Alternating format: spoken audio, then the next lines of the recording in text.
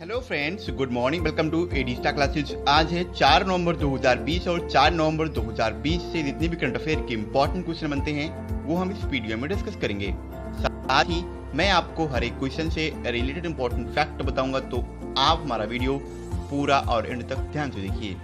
Last में मैं आपसे एक क्वेश्चन पूछूंगा, आप उस क्वेश्चन का जवाब नीचे कमेंट बॉक्स में सकते हैं। साथ ही क्वेश्चन से जुड़ी जितनी भी जानकारी आपके पास अवेलेबल हो, आप उसे नीचे कमेंट बॉक्स में लिखा कीजिए ताकि आपका प्रॉपर तरीके से रिवीजन हो सके। अगर आपको हमारी ये वीडियो पसंद आए, वीडियो को लाइक कीजिए। आपके पास जितने भी एजुकेशन ग्रुप हैं, आप उस ग्रुप में हमारे वीडियो को शेयर भी कीजिए और साथ ही हमारे चैनल एडी स्टार क्लासेस को सब्सक्राइब कीजिए। चलिए स्टार्ट करते हैं। आज का पहला क्वेश्चन है, हाल ही में किस राज्य में भारत का पहला टायर पार्क खोले जाने की घोषणा की गई है? इस क्वेश्चन का ऑप्शन सी सही है, पश्चिम बंगाल।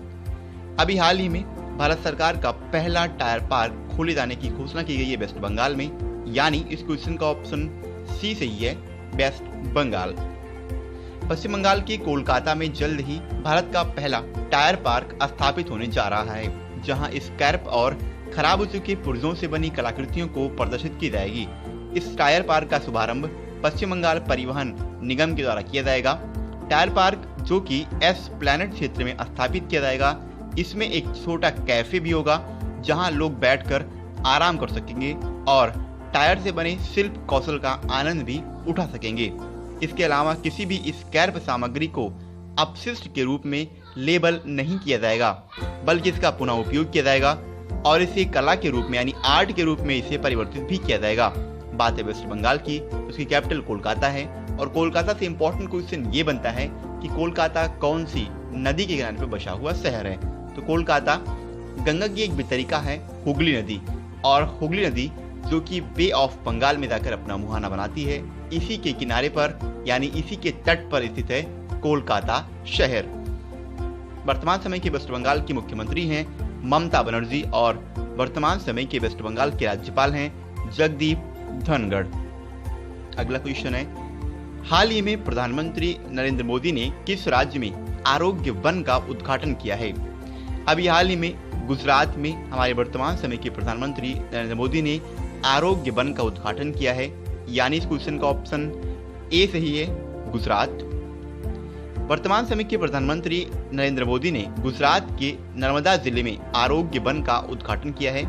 इस अवसर पर पीएम मोदी के साथ गुजरात के मुख्यमंत्री विजय रूपाणी और राज्यपाल आचार्य देवव्रत भी उपस्थित रहे। इसके अलावा पीएम ने आरोग्य कुटीर, एकता मॉल और चिल्ड्रन न्यूट्रिशन पार्क का भी उद्घाटन किया है। योग, आयुर्वेद और मेडिटेशन पर जागरूकता फैलाने के लिए केवड़िया में 17 एकड़ जमीन पर आरोग्य वन स्थापित किया गया है। इसमें समृद्ध औषधीय वाले प्रमुख पौधों और पेड़ों की लगभग 380 प्रजातियां हैं।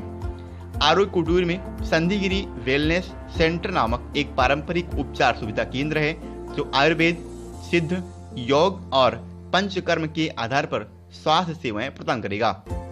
एकता मॉल पूरे भारत के हस्तशिल्प और पारंपरिक वस्तुओं की विविधता को प्रदर्शित करता है, जो विविधता में एकता का प्रतीक है और जो लगभग 35,000 वर्ग फुट में फैला हुआ है। बात है गुजरात की, इसकी कैपिटल गांधीनगर है। इसके वर्तमान समय के मुख्यमंत्री हैं विजय रूपाणी और गुजरात की वर्तमान समय के राज्यपाल हैं आचार्य देवव्रत। अगला क्वेश्चन है, हाल ही में किसे केरल गवर्नमेंट के सर्वोच्च साहित्यिक सम्मान एजुथचन पुरस्कार के लिए चुना गया है? अभी हाल ही में पॉल जाचेरिया को, जो केरल गवर्नमेंट का सर्वोच्च साहित्यिक सम्मान है एजुथचन अवार्ड, इसके लिए नामित किया गया है, यानी इस क्वेश्चन का ऑप्शन बी सही है, पॉल जाचेरिया। हाल ही में प्रसिद्ध मलयालम लेखक पॉल जाचेरिया को इस वर्ष यानी 2020 में केरल सरकार के सर्वोच्च साहित्यिक सम्मान एजुथचन पुरस्कार के लिए चुना गया है। जाचेरिया को मलयालम साहित्य में पिछले 5 दशकों के दौरान दिए उनके योगदान के लिए चुना गया है। केरल साहित्य अकादमी के अध्यक्ष विशा खान की अध्यक्षता में 5 मेंबर जूरी ने उन्हें पुरस्कार के लिए चुना है। सलाम अमेरिका, ओरी दच, अर किरम, भास्कर पतेलारुम, एंट जीविथुम उनकी विभिन्न साहित्यिक रचनाओं में से एक हैं।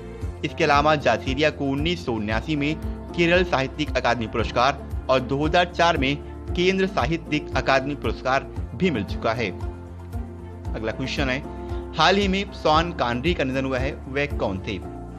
शॉन कॉनरी, इनका हाल ही में निधन हो गया है और ये हॉलीवुड के एक प्रतिष्ठित अभिनेता थे, यानी इस क्वेश्चन का ऑप्शन ए सही है, अभिनेता।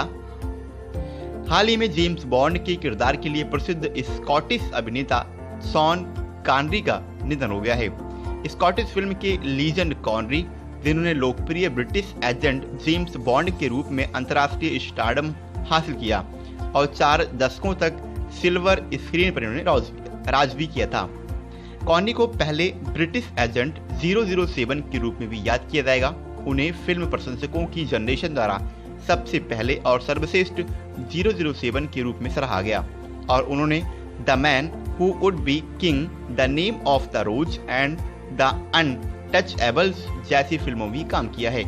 स्पेशली जेम्स बॉन्ड जैसी फिल्मों में काम करने की वजह से ये काफी पॉपुलर हुए हैं और इनका अब तो निधन हो गया है। आपको इनका नाम याद रखना है, इनका नाम है, स्कॉटिश के ये अभिनेता हैं शॉन कॉनरी। अगला क्वेश्चन है, हाल ही में एमिलिया रोमांगना ग्रैंड प्रिक्स 2020 किसने जीती है? अभी हाल ही में लुइस हैमिल्टन ने एमिलिया रोमांगना ग्रैंड प्रिक्स 2020 को जीत लिया है, यानी इस क्वेश्चन का ऑप्शन सी सही है, लुइस हैमिल्टन। लुइस हैमिल्टन जो कि ग्रेट ब्रिटेन के हैं और ये मर्सिडीज के ड्राइवर हैं। जब भी बात आती है लुइस हैमिल्टन या किसी भी ऐसे जितने भी F1 के ड्राइवर्स होते हैं उनकी, तो मैं आपको इनके बारे में एक फैक्ट बताऊंगा। आपको उनके नाम के साथ साथ वो किस कंपनी के ड्राइवर हैं उस कंपनी का नाम याद रखना है और साथ ही वो किस देश से बिलोंग रखते हैं उनके बारे में भी आपको जानना है। जैसे कि बात आई है लुइस हैमिल्टन की, तो लुइस हैमिल्टन मर्सिडीज के ड्राइवर हैं और ये ग्रेट ब्रिटेन के हैं। हाल ही में लुइस हैमिल्टन ने इटली के ऑटोड्रोमो इंटरनेजियोनेल एंजो ई डिनो फेरारी रेस ट्रैक पर हुई एमिलिया रोमांगना ग्रैंड प्रिक्स 2020 को जीत लिया है। इस सीजन की यह उनकी 9वीं जीत है और उनके कैरियर की ये 93वीं F1 जीत है। इस रेस में वाल्टेरी बोटास दूसरे स्थान पर रहे, जबकि डैनियल रिकियार्डो ये तीसरे स्थान पर रहे हैं। मर्सिडीज ने 2020 का लगातार 7वां कंस्ट्रक्टर का खिताब भी जीता है, यानी लुइस हैमिल्टन ने, जो कि मर्सिडीज के ड्राइवर हैं, लगातार 7वें कंस्ट्रक्टर के खिताब जीतने वालों में से एक हो गए हैं। अगला क्वेश्चन है, हाल ही में भारत के किस सीमावर्ती क्षेत्र में, यानी सीमा के आसपास के जो क्षेत्र होते हैं उनकी बात हो रही है, किस सीमावर्ती क्षेत्र में 8000 मेगावाट क्षमता का रिन्यूएबल एनर्जी पावर पार्क स्थापित किए जाने की घोषणा की है? अभी हाल ही में भारत और पाक की सीमा पर 8000 मेगावाट क्षमता का रिन्यूएबल एनर्जी पावर पार्क स्थापित किए जाने की घोषणा की गई है बाय द इंडियन गवर्नमेंट, यानी इस क्वेश्चन का ऑप्शन बी सही है, पाकिस्तान। राजस्थान में पाकिस्तानी सीमा के साथ लगे भारत के सीमावर्ती क्षेत्र जल्द ही रिन्यूएबल एनर्जी यानी अक्षय ऊर्जा से लैस किए जाएंगे। राज्य सरकार जल्द ही ultra mega renewable energy power park स्थापित करने के लिए राष्ट्रीय ताप विद्युत निगम यानी नेशनल थर्मल पावर कॉर्पोरेशन और भारतीय सौर ऊर्जा निगम यानी solar energy corporation of India के साथ एक समझौता ज्ञापन पर हस्ताक्षर करेगी। सीमावर्ती क्षेत्रों के आसपास स्थापित किया जाने वाला ये पार्क 8000 मेगावाट क्षमता का रहेगा, जिसमें 4310 मेगावाट पवन ऊर्जा, सौर ऊर्जा से 3760 मेगावाट और बायोमास से 120 मेगावाट ऊर्जा शामिल हैं। वर्तमान में राजस्थान की सौर उत्पादन क्षमता 4883 मेगावाट है। राजस्थान में 1000 किलोमीटर से अधिक लंबी अंतर्राष्ट्रीय सीमा है, जहां वर्तमान में पारंपरिक तरीकों से बिजली की आपूर्ति की जाती है। राजस्थान गवर्नमेंट ने 50,000 करोड़ रुपए के निवेश के साथ 10,000 मेगावाट हरित ऊर्जा उत्पन्न करने के लिए सौर ऊर्जा पार्क स्थापित करने के एक प्रस्ताव को भी मंजूरी दे दी है। राज्य ने 5 स्थानों पर सौर ऊर्जा पार्क और एक सौर पैनल विनिर्माण इकाई स्थापित करने के लिए अडानी ग्रीन एनर्जी लिमिटेड के प्रस्ताव को मंजूरी दी है, जो प्रत्यक्ष और अप्रत्यक्ष तौर पर लगभग 7500 रोजगार का भी सृजन करेगा। अगला क्वेश्चन है, हाल ही में आरबीआई ने किस बैंक पर नियमों का उल्लंघन करने की वजह से मौद्रिक जुर्माना लगाया है? अभी हाल ही में आरबीआई यानी रिजर्व बैंक ऑफ इंडिया ने डीसीबी बैंक पर नियमों का उल्लंघन करने की वजह से मौद्रिक जुर्माना लगाया है, यानी इस क्वेश्चन का ऑप्शन ए सही है, डीसीबी बैंक। भारतीय रिजर्व बैंक यानी आरबीआई ने डीसीबी बैंक और जियो पेमेंट्स बैंक पर विभिन्न नियमों के उल्लंघन के लिए मौद्रिक जुर्माना लगाया है। हाल ही में केंद्रीय बैंक ने म्यूचुअल फंड अर्थात बीमा आदि के विपणन, जिसे वितरण भी कहते हैं, इन पर कुछ प्रावधानों का पालन नहीं करने पर डीसीबी बैंक पर 22 लाख रुपए का जुर्माना लगाया है। यह जुर्माना आरबीआई द्वारा धारा 47A सी बैंकिंग विनियमन अधिनियम 1949 की धारा 46(4) के प्रावधानों के तहत निहित शक्तियों का प्रयोग करके लगाया गया है।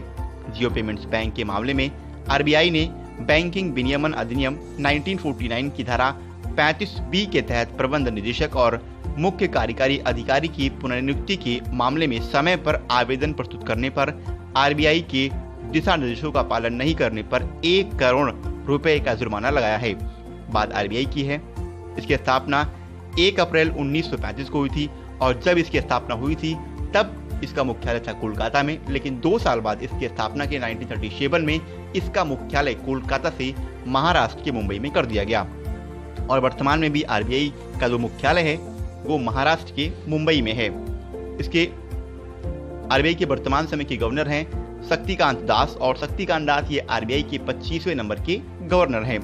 इसके अलावा आरबीआई के 4 अन्य उप गवर्नर भी हैं, जिनका नाम है बीपी कानूनगो, एमके जैन, एमडी पात्रा और राजेश्वर राव। अगला क्वेश्चन है, हाल ही में किस देश के क्रिकेटर शेन वाटसन ने क्रिकेट के सभी फॉर्मेट से रिटायरमेंट की घोषणा की है? शेन वाटसन ये ऑस्ट्रेलिया के एक दिग्गज क्रिकेटर थे और इन्होंने अभी हाल ही में क्रिकेट के सभी फॉर्मेट से रिटायरमेंट की घोषणा कर दी है, यानी इस क्वेश्चन का ऑप्शन सी सही है, ऑस्ट्रेलिया। ऑस्ट्रेलियाई ऑलराउंडर शेन वाटसन ने क्रिकेट के सभी फॉर्मेट से संन्यास लेने की घोषणा की है। 39 वर्षीय खिलाड़ी ने एक शानदार कैरियर के बाद क्रिकेट से संन्यास लेने का फैसला किया है, जिसके दौरान उन्होंने 2 आईसीसी पुरुष क्रिकेट विश्व कप और 2 आईसीसी चैंपियंस ट्रॉफी खिताब जीते। उन्होंने 59 टेस्ट, 190 वनडे और 58 T20 इंटरनेशनल मैच भी खेला है। दाएं हाथ के बल्लेबाज और दाएं हाथ के तेज गेंदबाज वाटसन ने 2016 में अंतर्राष्ट्रीय क्रिकेट से संन्यास लेने के बाद से दुनिया भर की T20 लीगों में खेलना जारी रखा था।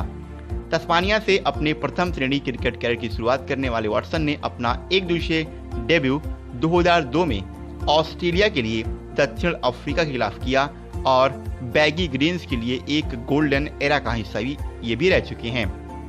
इसके अलावा 2016 में अंतर्राष्ट्रीय क्रिकेट से संन्यास लेने के बावजूद वाटसन को जनवरी 2017 में ऑस्ट्रेलिया का T20 international player of the year चुना गया है। अब आपको याद रखना है, वाटसन इन्होंने क्रिकेट के सभी फॉर्मेट, चाहे वो वनडे हो, टेस्ट हो या T20 हो, इन सभी से संन्यास की घोषणा कर दी है। लास्ट आपसे क्वेश्चन किया गया था, हाल ही में किस बॉलीवुड अभिनेता को IIFFB 2020 में लाइफ टाइम अचीवमेंट अवार्ड से सम्मानित किया गया है? इस क्वेश्चन का ऑप्शन ए सही था, ओमपुरी। ओमपुरी जिनका हाल ही में निधन हो गया है और इनके निधन के बाद यानी मरणोपरांत इन्हें IIFFB 2020 में लाइफ टाइम अचीवमेंट अवार्ड से सम्मानित किया गया है। लगभग इस क्वेश्चन का जितने भी बच्चों ने आंसर दिया उन्होंने सही आंसर दिया है। एक बार मैं आपसे फिर बोलूंगा, आपको क्वेश्चन से संबंधित जितनी भी जानकारी अवेलेबल हो आप उसे नीचे कमेंट बॉक्स में लिखा कीजिए। आज का हमारा क्वेश्चन है, हाल ही में किसने महिलाओं की सुरक्षा के लिए मेरी सहेली पहल का शुभारंभ किया है? क्वेश्चन के 4 ऑप्शन हैं, भारतीय रेलवे, गृह मंत्रालय, नीति आयोग और DRDO। एक बार मैं आपसे फिर बोलूंगा, आपको क्वेश्चन से रिलेटेड जितनी भी जानकारी अवेलेबल हो आप उसे नीचे कमेंट बॉक्स में लिखा कीजिए ताकि आपका कंप्लीटली रिवीजन हो सके। तो आज के इतना ही। अगर आपको हमारी ये वीडियो पसंद आई, वीडियो को लाइक कीजिए। जय हिंद।